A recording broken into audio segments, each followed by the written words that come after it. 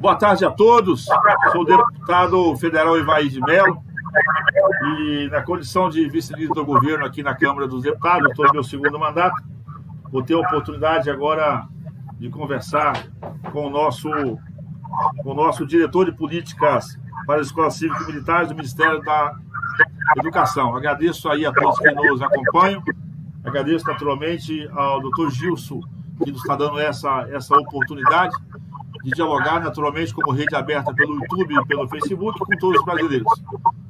Faltando a conversa nossa aqui em 30 e 40 minutos, para ser bastante objetivo, e o nosso objetivo final é desmistificar alguma interpretação que não seja a verdade pela retidão dos fatos do que é a escola cívico-militares, de forma que possamos difundir esse conceito universal nas nossas redes de comunicação, tendo em vista que nós temos consolidados resultados muito positivos desse modelo organo-disciplinar das nossas escolas, tendo em vista que os resultados estão aí apresentados.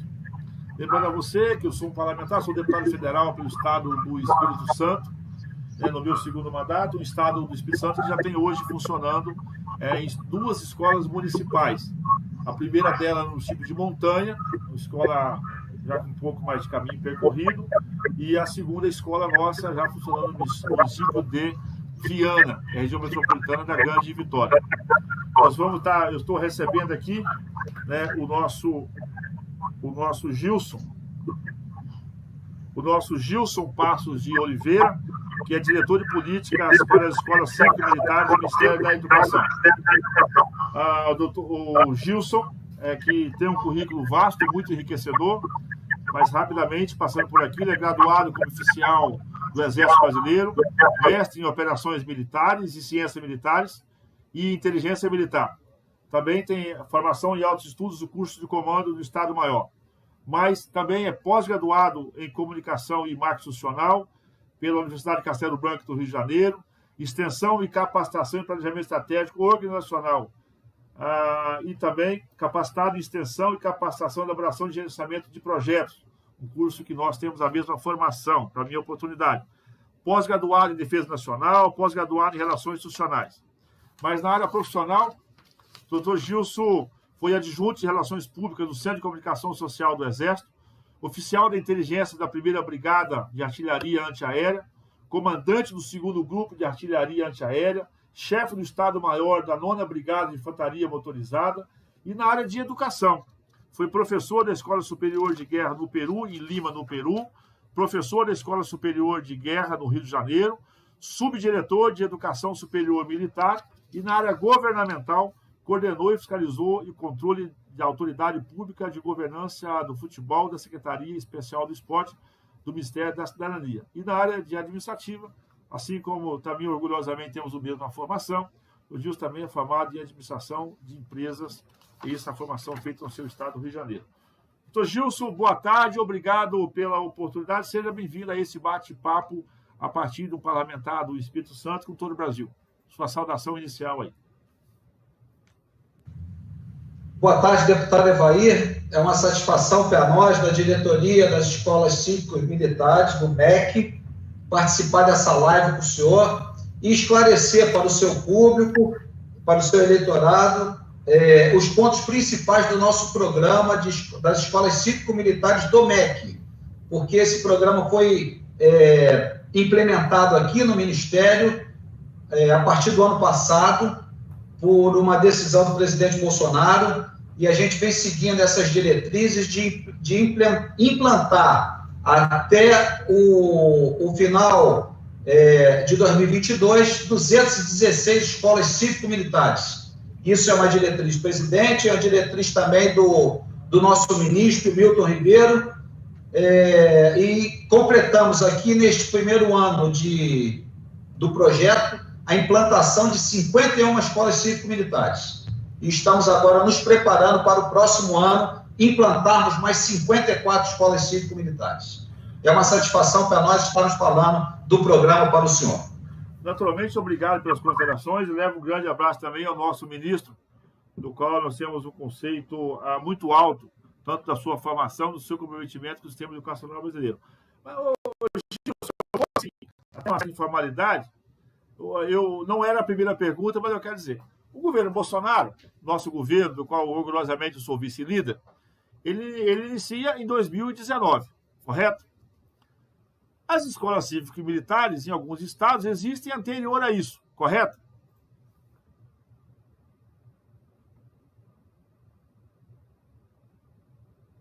Correto, deputado. Eu trato desse tema porque muita gente, preconceituosamente, remete como se a escola cívico-militar fosse uma imposição do governo Bolsonaro, uma invenção do governo Bolsonaro, como se o governo Bolsonaro tivesse inventado isso para alguma estratégia. E, na verdade, as escolas cívico-militares já era algo recorrente em alguns estados brasileiros, que o governo Bolsonaro, por acreditar nessa metodologia, trouxe, então, esse conceito para o MEC. Exatamente isso? Exatamente, deputado. Para o senhor ter uma ideia, e os ouvintes também, antes da implementação desse programa no MEC, já existiam um pouco mais de 200 escolas cívico-militares no Brasil. E o que teve a partir daí foi a introdução desse programa e desse modelo de gestão que já havia e já vem apresentando resultados muito positivos dentro do Ministério da Educação. Então, hoje, nós temos aproximadamente 250 escolas, um pouco mais do que isso, de escolas cívico-militares. Eu gostei dessa abordagem, mas, de novo, né? Para poder desmistificar essa história que não é nenhuma imposição, não é nenhuma invenção, não é nenhum jabuti do governo Bolsonaro, né? É coisa que já estava posto no sistema educacional em alguns estados e municípios, que o MEC, então, entendendo ser um bom modelo, trouxe, então, para que seja no MEC. Então, que fique claro que, então, não é nenhuma invenção do governo Bolsonaro ou desse governo, que é algo que já é consolidado em alguns estados brasileiros. Agora, passando um pouco mais de conteúdo, assim, em que se resume o conceito escola cívico-militar? Ou seja, qual é quando eu falo para o cidadão, eu quero implementar uma escola cívico-militares, qual é o conceito guarda-chuva que está sobre essa égide da apresentação desses argumentos?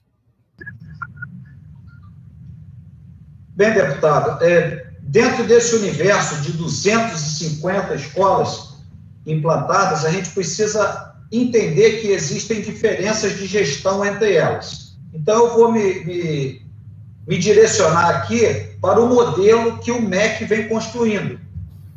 Então, esse modelo do MEC, ele tem uma forma peculiar de gestão cívico-militar que difere um pouco das demais.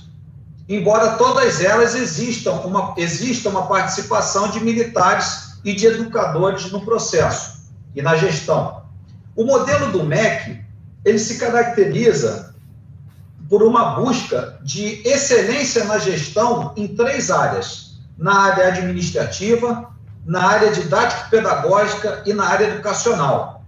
Então, a gente tem, dentro do nosso programa, a identificação de principais ações dentro dessas 3 áreas, administrativa, didático-pedagógica e educacional, e implementamos ações no sentido de que essas 3 áreas possam se autoaperfeiçoar e possam alcançar esse nível de excelência que nós queremos. Porém, um aspecto que é fundamental entender, que eu faço questão de ressaltar para o seu eleitorado, é de que o militar ele tem uma participação na gestão da escola e não trabalha em sala de aula. Então, a responsabilidade pela formação educacional dos alunos compete aos professores, aos coordenadores pedagógicos, aos educadores. E cabe a eles essa participação e esse trabalho na aprendizagem. Em resumo, a gente pode dizer o seguinte, deputado: o militar, ele não entra na sala de aula. Isso é importante dizer. Quando o senhor fala que tem Eu queria que o senhor detalhasse um pouquinho mais assim. Então, é administrativo, didático-pedagógico e disciplinar, correto? Educacional. Quando é administrativo, qual a contribuição que o militar ou a disciplina militar leva para a gestão administrativa do colégio ou da escola? Qual como que ele interage já com o modelo existente? Qual é a sua contribuição? A parte administrativa, ela é uma parte já bastante conhecida por todos, que ela envolve a gestão da parte financeira, da parte patrimonial da escola. E o que o militar contribui nesse modelo é executar ou contribuir na execução, melhor dizendo, de um planejamento estratégico para que a escola identifique quais são os pontos que devem melhorar, quais os problemas maiores que ela tem de infraestrutura, por exemplo, quais a estratégia que ela pode fazer para a melhoria daquilo, seja na aplicação de recursos, seja na implementação de ações administrativas que permita à escola melhorar a sua realidade. Então, esse planejamento estratégico ele está sendo feito. Muitas das escolas não têm formação para ser feito e o militar está contribuindo no assessoramento para que esse planejamento estratégico seja feito. No momento, nós já fizemos a primeira parte deles, que é a identificação da realidade dessas 51 escolas e do ponto de partida onde elas se encontram. E em breve, ainda este ano, nós vamos iniciar uma segunda fase desse planejamento estratégico que aponta para quais as ações devem ser feitas para a melhoria daquela infraestrutura. Então, essa é a contribuição administrativa. E também no gerenciamento dos gastos e da aplicação dos recursos públicos dentro dessa escola.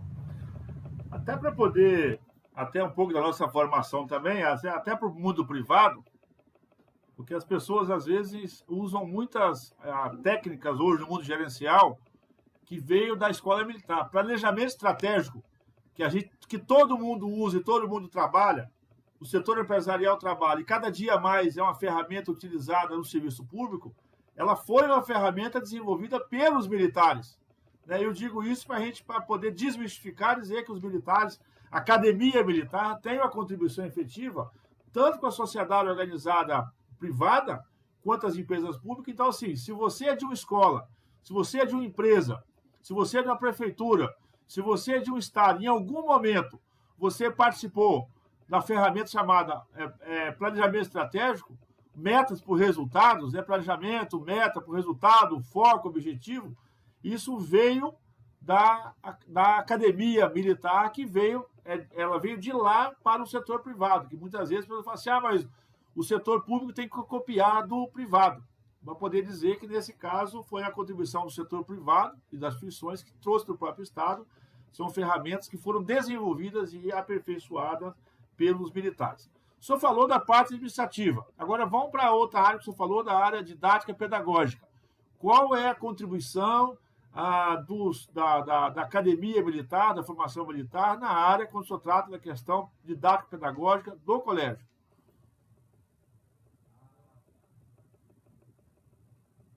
Estou sem o áudio dele.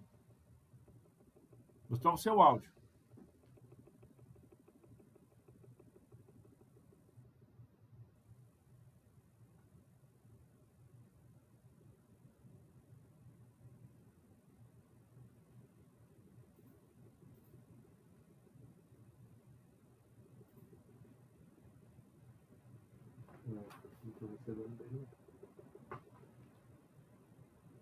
Eu estou sem o áudio aí.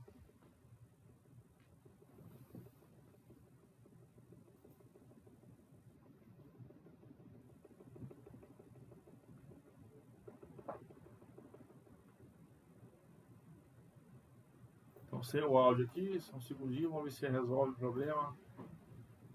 Você falou lá, não?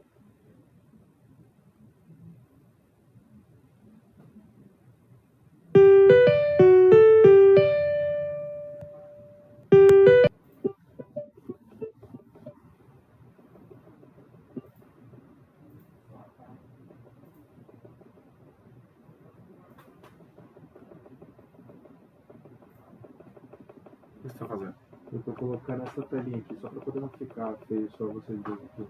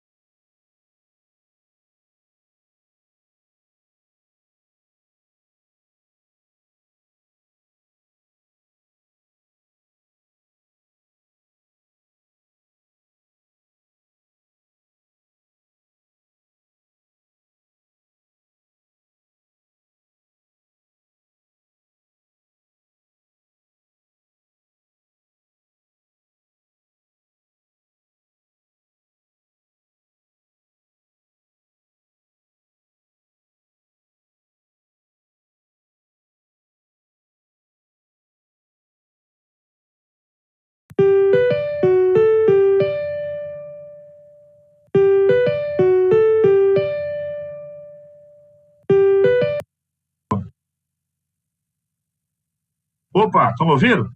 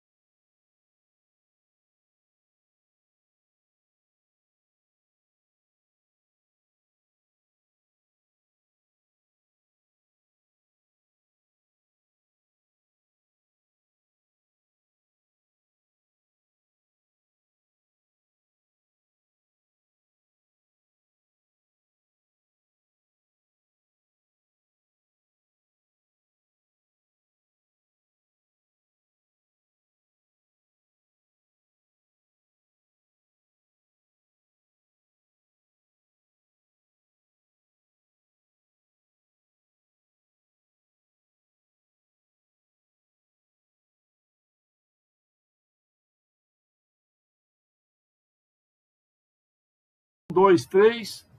1, 2, 3. Voltamos ao vivo. Desculpa aí os problemas técnicos, mas já estamos ao vivo aqui com o nosso mestre Gilson Passos de Oliveira, falando sobre as escolas cívico-militares. Nesse momento, ele vai fazer uma abordagem sobre a contribuição efetiva do aspecto didático-pedagógico. É isso mesmo, né? Exato. Então, senhores, a questão didático-pedagógica, que é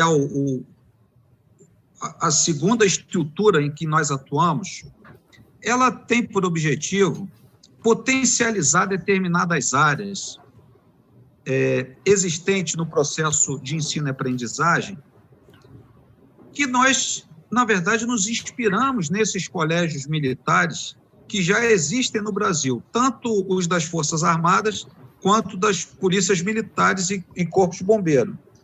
Então, essa parte didático-pedagógica, na verdade, é mais uma potencialização de algumas áreas que são fundamentais para o desenvolvimento da escola como um todo. Eu vou citar algumas aqui.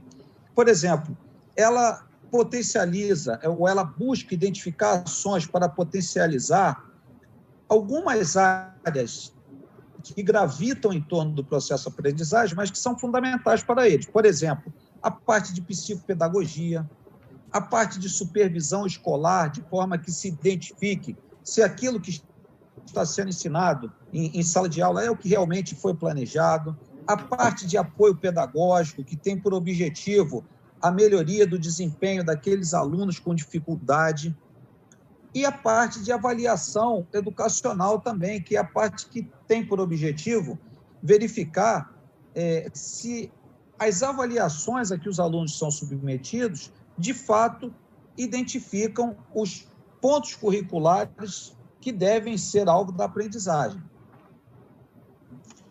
Tá? Então, essa é a contribuição. Então, não é uma parte dentro de sala de aula, mas é uma parte que envolve esse entorno e mais essa parte do planejamento da parte pedagógica, mas que contribui para a melhoria do ensino como um todo. Então, é só para repassando aqui as pessoas que estão nos acompanhando, e naturalmente para entender, não tem nenhuma interferência em sala de aula. O método, não. A sala de, o doutor e o dono da regra em sala de aula é o professor e aquilo que está se programado. Não tem interferência em conteúdo, em sala de aula, continua o procedimento. O dono, né, vamos dizer assim, o dono do pedaço de sala de aula, estou usando um termo bem popular, é o professor. Autonomia plena. Não tem interferência externa. Salvo aquilo pactuado com a coordenação da escola, que foi acertado com a coordenação. Exato. E isso aí é o entendimento disciplinar do colégio, que é pactuado com a escola. Mas, objetivamente, é a escola que repassa ao professor esse entendimento e ele vai com o conteúdo para a sala de aula. É assim? Exato. Eu vou acrescentar um ponto que o senhor falou, que é importante. O senhor disse que o professor é o dono da sala de aula, e é exatamente isso, mas mais um pouco. O nosso ministro Milton Ribeiro, ele nos dá diretrizes no sentido de que o nosso esforço seja na melhoria das condições para que a gente valorize mais o professor. O professor ele tem que, de fato, ensinar, ele tem que estar com um ambiente dentro da sala de aula que contribua para essa aprendizagem. Então, antes de tudo, muito da nossa gestão também vai ao encontro de uma valorização do profissional de educação, para que a escola esteja em melhores condições de organização, de planejamento, da parte pedagógica, de infraestrutura, ou seja, tudo aquilo que está no entorno dessa sala de aula, mas que, de alguma forma, valoriza o desempenho e o reconhecimento da importância do professor e do trabalho dele em prol dos alunos. Então, é criar um ambiente, inclusive, para que o professor possa ter potencializado ao máximo a sua capacidade de transmissão de conhecimento. E para que o aluno também tenha um ambiente adequado para poder fazer a recepção desse conhecimento e produzir conhecimento naturalmente. Exatamente. A gente se vale muito aqui, deputado, de um trabalho, de um estudo que foi feito aí na Casa do Senhor, na Câmara dos Deputados, em que apresenta dados de uma pesquisa de uma rede de alguns problemas em que a nossa rede de ensino enfrenta, que aproximadamente 30% do tempo de aula ele é perdido pelos professores com medidas disciplinares e medidas administrativas. Então, isso é uma pesquisa feita pela Câmara dos Deputados, que a gente tem aqui toda uma preocupação com isso, para que esse tempo seja reduzido ao máximo, quem sabe zerado. Quem sabe que o tempo dedicado à aula seja somente para o ensino, sem nenhuma medida desse tipo por parte dos professores. Essa é a situação ideal. Mas hoje, em dados da Câmara dos Deputados, essa perda de tempo de aprendizagem gira em torno de 30%. Nós tratamos do aspecto administrativo, tratamos do aspecto didático-pedagógico e a terceira vertente, não sei como é que você chama aí, é a questão disciplinar, correto? É a parte educacional. A gente coloca porque é assim que está previsto na Base Nacional Comum Curricular, ela tem uma abrangência um pouco maior, que não é bem essa parte disciplinar. A gente não quer... É uma parte mais educacional. É claro que dentro disso também estão estabelecidas, dentro desse braço educacional, algumas medidas, algumas regras para o bem da convivência do ambiente escolar. Mas não é o objetivo a gente disciplinar e militarizar ou transformar aqueles alunos em militares. Não é isso. A formação militar, a qual eu fui submetido toda a minha vida, ela atende a uma finalidade específica. As nossas escolas aqui não estão buscando isso. Quem desses alunos desejar uma formação militar terá que buscar uma formação militar em uma das forças ou na Polícia Militar. Então, o que a gente quer, na verdade, é o investimento e o aperfeiçoamento dessa gestão administrativa, didático-pedagógica e educacional. Na questão educacional que o senhor perguntou, ali também estão embutidos algumas ações que têm por objetivo o desenvolvimento de valores da cidadania e de valores cívicos também. Então, esses valores cívicos também são programados, eles não são... Existe um calendário cívico em que algumas datas de importância nacional e regional são valorizadas e reconhecidas, e também alguns símbolos militares que são da nossa República, como o hino nacional, a bandeira nacional, que são símbolos nossos como nação. Então, o desenvolvimento dessas ações de cidadania, de valores e de cívicos, eles estão dentro dessa parte educacional. Eu sou egresso de uma escola, na verdade, hoje virou Instituto Federal, mas eu sou egresso da Escola Agrotécnica Federal de Alegre. Está no município de Alegre, no estado do Espírito Santo. Nós tínhamos um chefe de disciplina, eu estou agora contando meu fato para a gente fazer um diálogo. Era o Soarildo, né? O Arildo marcou a nossa época, o Soarildo tinha formação militar, e o Soarildo, então, era o nosso chefe de disciplina. E todos nós da escola, era o colégio interno, né? Tinha alunos externos e internos, eu fiquei interno no colégio,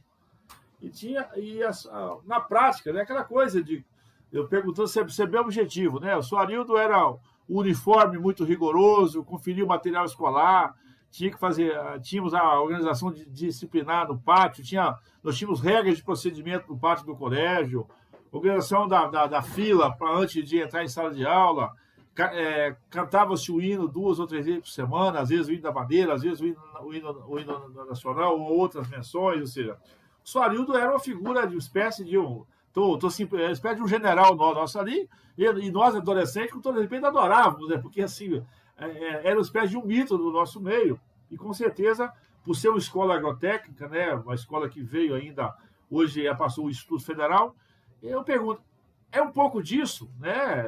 De ter uma organização, de ter disciplina, alguém tomando conta de nós no pátio, tomando conta na fila, conferindo o uniforme, dando assim... É um pouco disso. Eu estou lembrando do meu tempo de escola, eu formei em 92, né? O Soarildo já se aposentou, inclusive, né? Está bem velhinho, mas eu sou muito grato ao Soarildo, ajudou muita gente, né? Porque, você imagina, colégio interno, com 1.000 alunos, não é um negócio de brincadeira. O Soarildo era um mito para nós, acabou. A gente gostava daquilo. Estou falando como ex-aluno, né? Tinha até tinha aquela coisa do enfrentamento, mas foi muito bom para nós.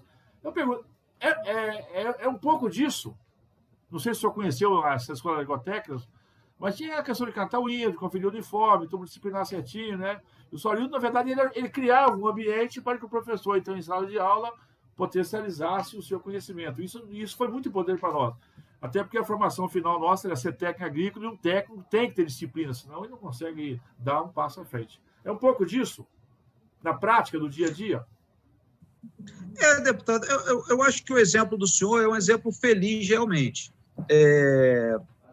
Quando o senhor fala aí do seu Arildo, na verdade, a gente percebe que esse seu Arildo, embora eu não o conheça, né, ele foi uma certa referência para aqueles alunos daquela geração.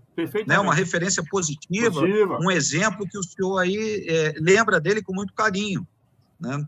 Então, essa parte, ela será desenvolvida, sim, pelos nossos monitores, pelos nossos militares. A gente entende que, muitas vezes, essa referência é importante, até em termos de acreditar no próprio aluno, fazer o aluno entender a importância daquele momento para ele, em termos futuros, e também de incentivá-lo nesse caminho. Na verdade, acreditar no aluno, né? Fazer com que o aluno, antes de tudo, acredite nele mesmo. Então, essa referência que o senhor traz, ela é bastante positiva e muito próximo do que os militares vão fazer. Por exemplo, mesmo nessa época de pandemia que nós estamos, muito desse trabalho já foi feito.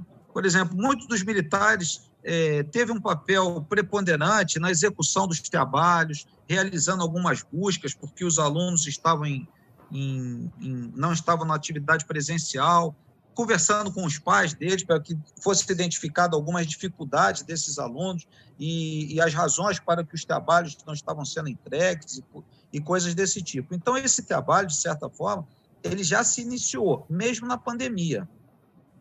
E o que se pretende com essa parte educacional é exatamente isso, é um trabalho complementar que, essa sim, ficou um pouco esquecida, talvez, né, na prática escolar. O senhor se reportou aí da sua época de aluno, e em algum momento acho que isso daí não ficou sendo prática em todas as escolas. Isso em algum momento perdeu-se um pouco a prioridade, e essa parte, esse braço educacional, ele pretende desenvolver essas atividades.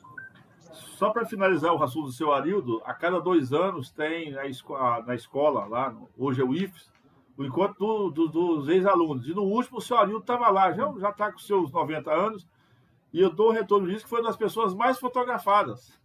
Todos os ex-alunos que fizeram questão, porque para nós era uma espécie ali de pai, de referência, né? Todo mundo tinha o seu Arildo como a presença dele nos ajudava.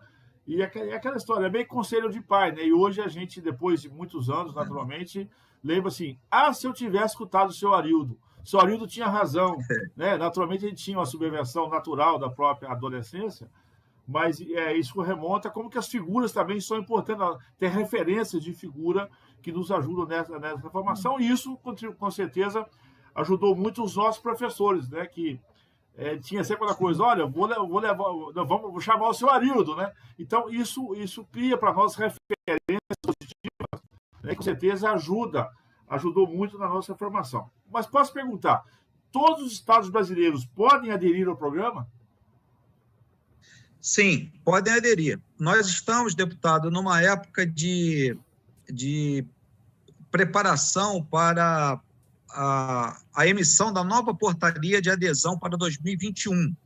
Então, essa portaria já está praticamente pronta, ela deve ser assinada nas próximas semanas e serão disponibilizadas 54 vagas. Inicialmente, serão dadas 2 vagas para cada estado da federação. E, não havendo interesse de algum estado, aí nós temos alguns critérios na portaria, e aí serão atendidos os municípios. Essa é uma pergunta que eu queria dizer. Imagina que o estado não tem esse entendimento, mas o município tem.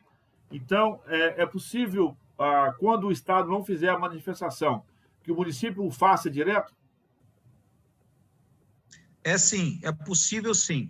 E pela nossa portaria aqui, a gente está prevendo, inclusive, a prioridade para aqueles municípios daquele estado que não optou pelo modelo, para que justamente aquela região do país, ou aquele estado da federação, não deixe de ter uma escola. O governo do estado pode entender que a adesão não é de seu interesse, mas o município, ou algum município daquele estado, desejoso de participar do programa, ficaria prejudicado porque o seu estado não aderiu. Então, a gente vai dar a opção aos municípios desse estado e que serão atendidos dentro da nossa disponibilidade de vaga e também dos critérios que nós temos, porque existem alguns critérios para essa adesão. A gente busca atender as escolas em áreas de vulnerabilidade social, com baixo IDEB, que tenham de 500 a 1.000 alunos aproximadamente e que não trabalhem no turno noturno. Então, a gente atende somente o turno matutino e vespertino. E também dentro da faixa etária do Fundamental 2 e do ensino médio. Essa pergunta que eu ia fazer, o senhor já fez ela na sequência agora, quais são os anos escolares contemplados no plano do MEC? O senhor me diz, então, que é o ensino Fundamental 2 e o ensino médio, correto?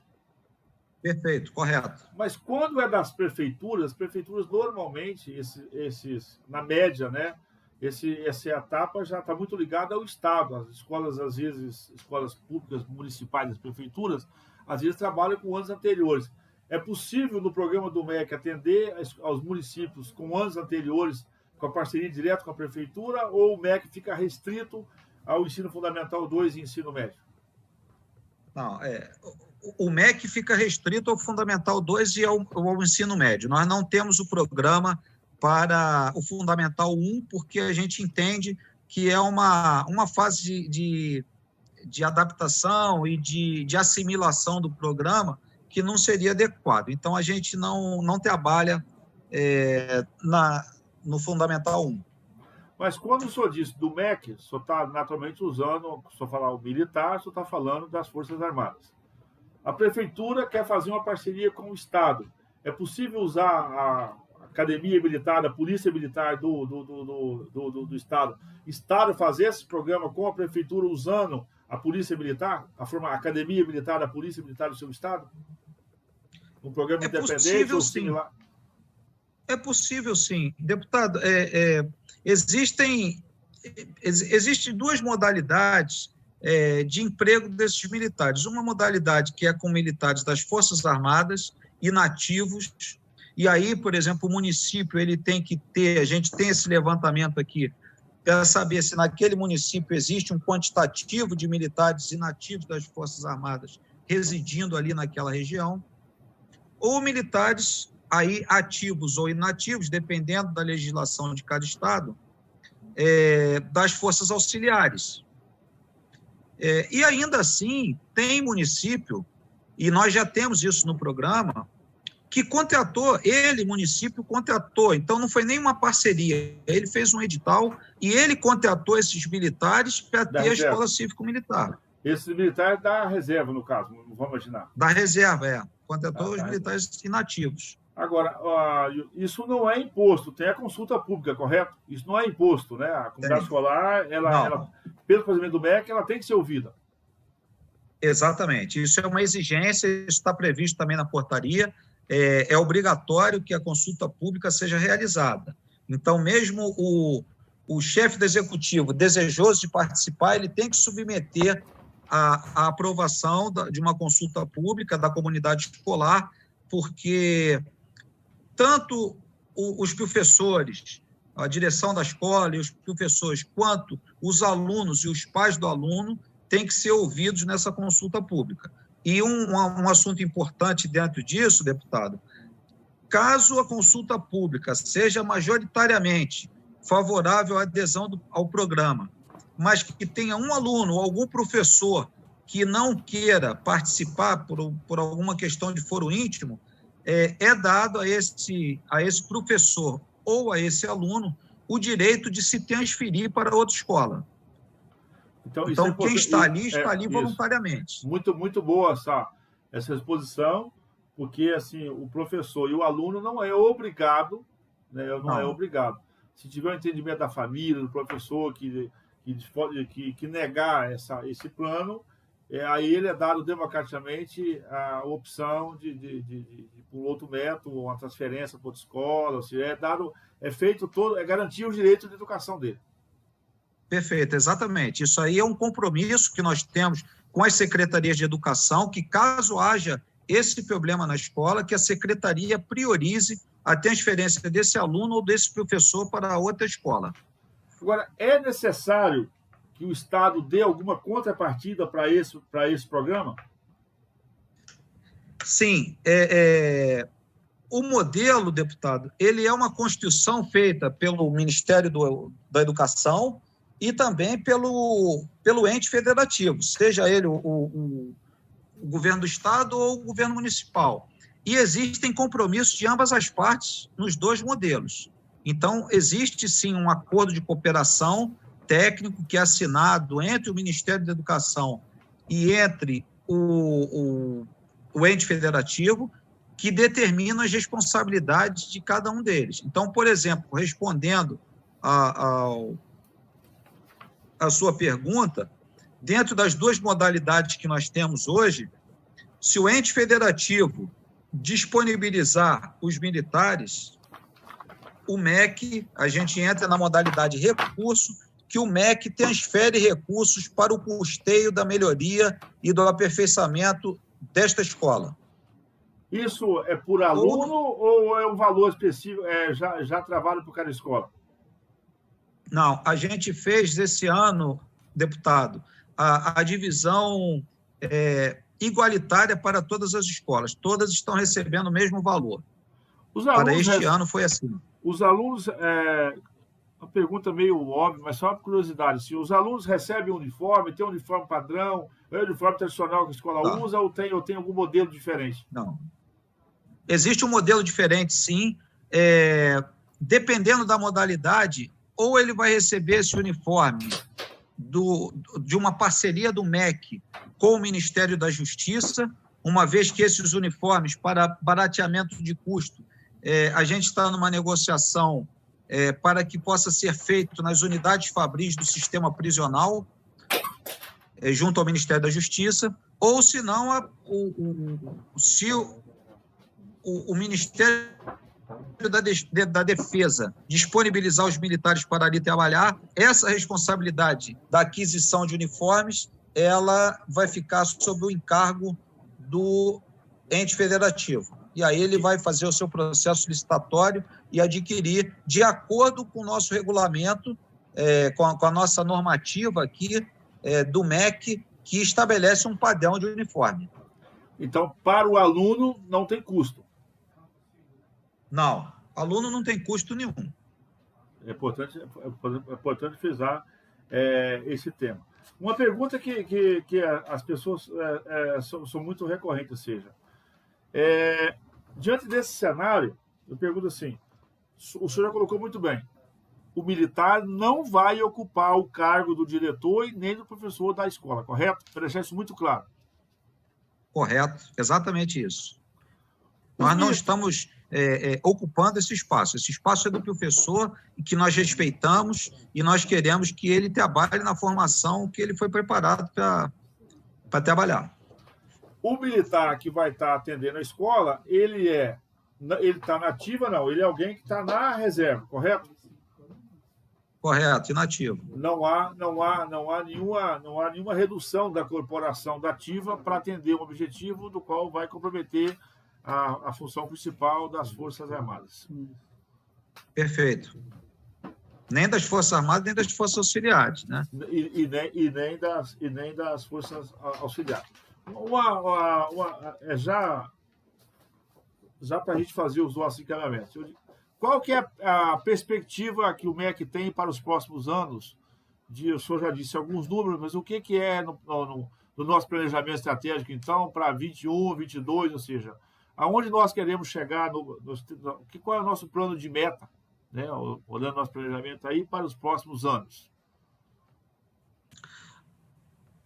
Deputado, a nossa meta inicial, ela foi estabelecida de implantarmos 54 escolas por ano, o que daria uma meta, um número total de 216 escolas do MEC.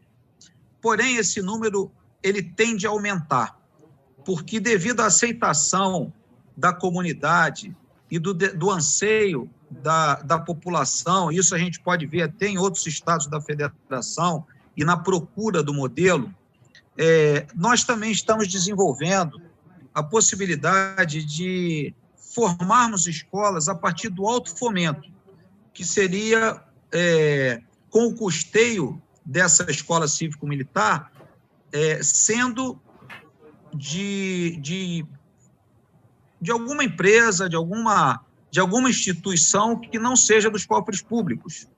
Então, isso está acontecendo, a gente estamos trabalhando nessa modelagem e já temos algumas escolas previstas aí para 2021, de implantarmos esse modelo fomentado, autofomentado, e que poderá aumentar esse número. Em termos orçamentários, considerando o orçamento do MEC, nós estamos com a meta de 216 escolas, mas poderemos aumentar esse número considerando a participação de empresas e outros entes privados desejosos de contribuir com esse modelo, que poderá ultrapassar esse número que eu lhe falei. Nós temos no Brasil, nós estamos falando aqui de escolas públicas, né? Mas nós temos, por exemplo, cooperativas educacionais, nós temos escolas privadas. Imagina que uma cooperativa de escola ou uma escola privada queira também utilizar, né, essa metodologia, enfim. É possível, já se pensou algo, né, de um apoio, de estruturação, quando tratar de escolas privadas ou de cooperativas, alguma coisa nesse sentido, ou ainda isso não foi tratado dentro do MEC? Não foi tratado ainda, deputado, porque o decreto que regulamentou o nosso programa das escolas cívico-militares do MEC, ele prevê todas essas ações na rede pública. Entendi. Mas o senhor imagina, eu sei que é uma pergunta até inusitada que chegou aqui agora. Imagina eu ter uma escola privada que topa bancar as despesas, vamos dizer assim, né? Estou imaginando aqui assim, ela resolve contratar militares que estejam na ativa na reserva para que possam exercer essas funções usando essa metodologia, né? Esse plano. O MEC tem alguma coisa contra? Isso é possível ou não? Que não tem despesa para a União Natural. Olha, deputado, isso aí tem várias implicações e a gente, na verdade, não considera isso nesse momento por uma questão legal. Agora, um ponto importante dentro disso daí é que quando a gente coloca na rede pública, as nossas ações estão abarcadas também com o apoio das secretarias de educação, que é fundamental. Elas têm uma participação no direcionamento das ações, na fiscalização e no planejamento da rede pública, que ela já não tem na rede privada, embora também ela tenha alguma responsabilidade ali. Então, o MEC, a Diretoria de Políticas das Escolas Cívico-Militares, na verdade, a gente está fazendo a política, não é? A fiscalização e a ação de muito desse trabalho é feito também com a participação das secretarias de educação, que são nossas parceiras no programa. Então, por isso é que a gente não colocou também na parte privada, né? Porque, primeiro, que o decreto não permite, mas porque também a gente tem que pensar num modelo aí de acompanhamento das ações, para que a gente possa ter a plena certeza de que a nossa metodologia está sendo cumprida. Tenente Coronel Gilson Passos de Oliveira, eu me sinto contemplado dos conteúdos que o senhor apresentou para a gente possa esclarecer cada vez mais esse debate que está posto ao público, dessa política pública implementada das escolas cívico-militares. Me sinto contemplado, não tem maiores perguntas. Eu gostaria que o senhor fizesse as considerações finais, dando aí, de novo, repetindo, qual é o procedimento para estados e municípios, ou até as escolas que queiram aprender mais sobre esse tema. Se o MEC tem um link, se tem um site, se tem materiais, como nome de marketing, tem materiais, vídeos esclarecedores, ou seja, quem tem maiores dúvidas aonde recorrer e qual é o procedimento, tanto para a escola, quanto para o Estado e para o município, com de interesse de implementar. E feito isso, eu posso fazer as considerações finais, eu me dou como muito satisfeito e depois faço os agradecimentos pela disponibilidade do tempo de Vossa Excelência também.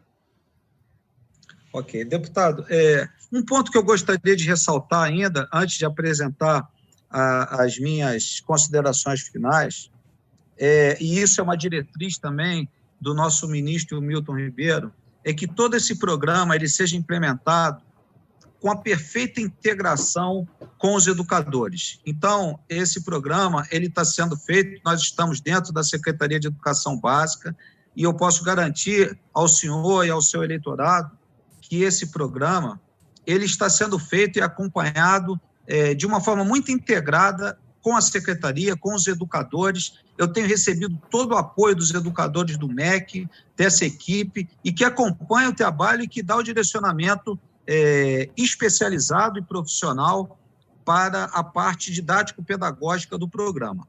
Então, esse é um ponto importante que eu gostaria de ressaltar, porque tanto o seu eleitorado quanto aqueles interessados podem ter certeza de que o programa está sendo executado com a mais perfeita sintonia com os educadores do MEC.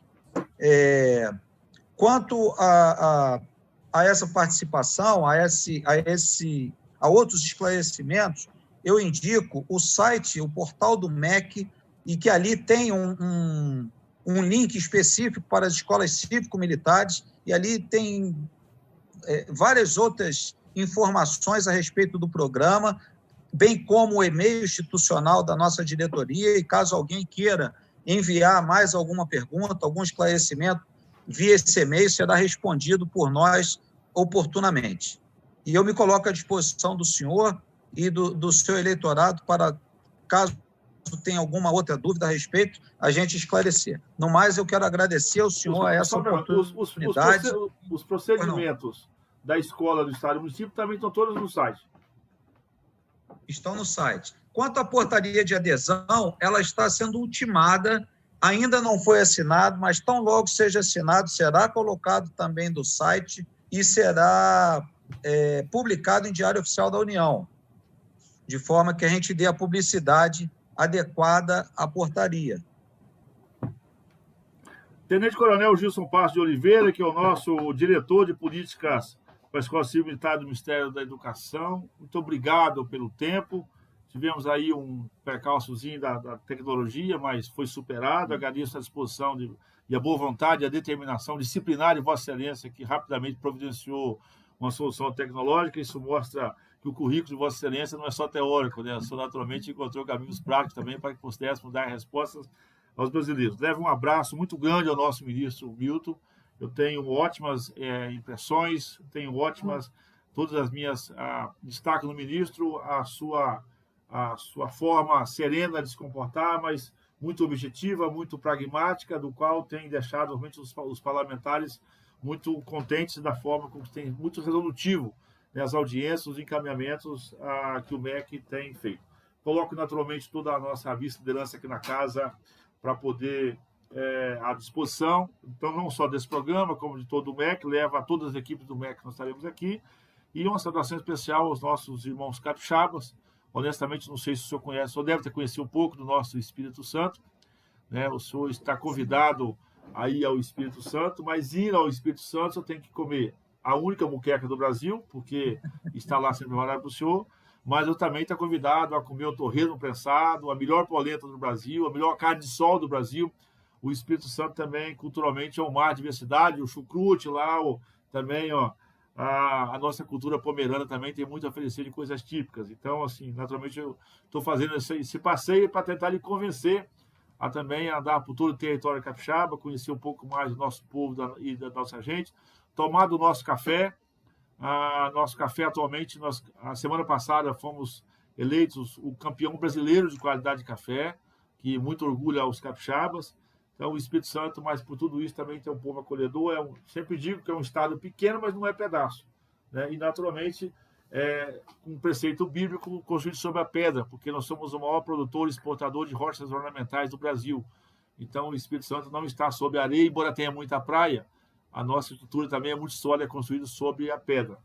Então, o senhor está convidado a conhecer o nosso estado e, quiçá, a gente possa, em breve, também poder anunciar o avanço do qual eu tenho trabalhado muito, que é o avanço das escolas cívico-militares do território capixabas, porque o Espírito Santo realmente quer dar essa contribuição e a gente acredita e faz isso. O parlamento está à sua disposição, o povo do nosso querido estado agradece muito a Vossa Excelência por ter explorado esse tempo e, com certeza, vamos trabalhar muito. E que o senhor depender também aqui dentro da Câmara do Parlamento, estamos inteiramente à disposição para trazer esse tema, para tirar os miticismos, né, as coisas míticas que tem sobre esse tema, desmistificar qualquer dúvida para que isso possa chegar a todos os brasileiros que assim o desejarem, porque o processo diz que a decisão de participar ou não é democrática, tanto dos professores quanto dos alunos e pais e, naturalmente, da comunidade escolar. Muito obrigado e fica aí as considerações que o senhor queira fazer para o nosso encerramento. Eu agradeço muito, deputado. Da mesma forma, nos colocamos aqui à disposição do senhor, da casa, caso necessite alguma informação. Realmente, o que o senhor falou também é o nosso interesse, desmistificar, convencer a população brasileira dos pontos positivos desse programa. E quanto ao Espírito Santo, é um estado que eu conheço, gosto muito, muito aprazível, e quem sabe em breve a gente não poderia estar lá numa escola cívico-militar. Agradeço e está convidado a andar, o senhor como bom militar, a andar por todo o território capixaba. Muito obrigado. Muito obrigado, deputado. Obrigado, um abraço aqui. Boa tarde, boa noite. Boa noite. Boa noite a todos. Um abraço.